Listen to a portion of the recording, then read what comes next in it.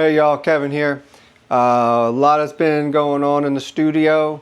Last night I finished throwing the last of the flower bowls, and so that leaves us with about 70 plus that have been thrown and trimmed.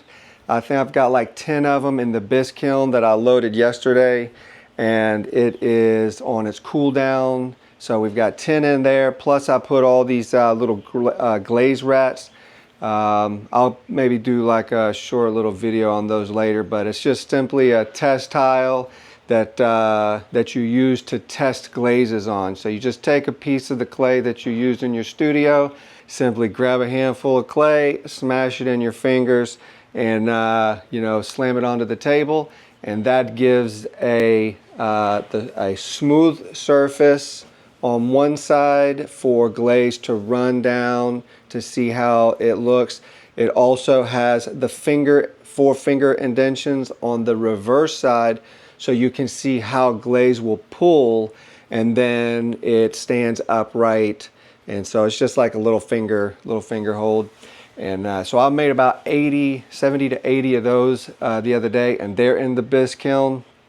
And I'm gonna start using those to test some of these glazes and really start dialing in some glazes from the results that we're getting out of these sake cups. So pretty excited about that. It's pretty warm over there by the kiln, and then that leads me to the next piece is the sake cups that we did get out of the kiln. I have removed them from the shelves. And today is doing cleanup. So I've got my grinding station all cleaned up and ready to go. I've got the water flowing nice and clean. And so now I'm just gonna get the right grinding bit, find a good position, and just start cutting off any of those drips from the bottom and or tripods that are still there.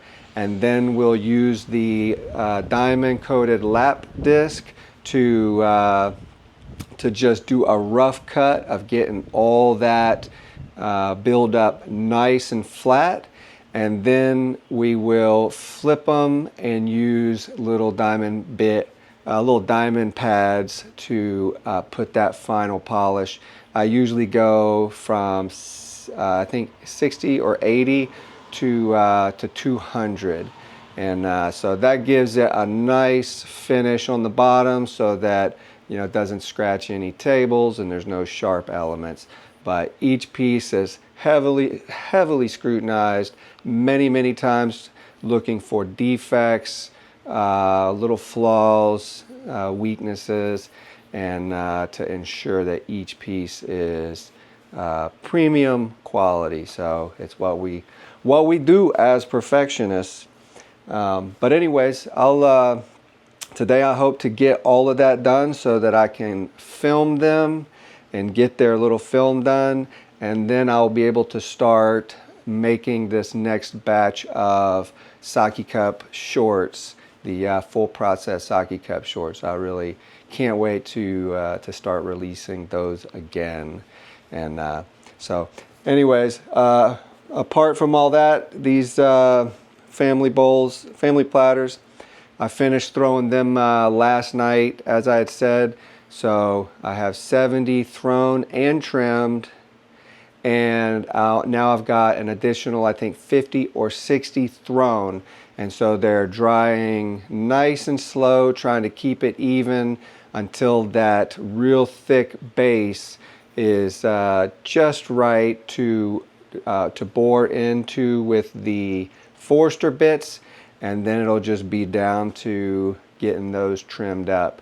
And so it's a process. You got a lot of moving parts, and just trying to keep everything going smoothly and according to deadline is always a fun juggle.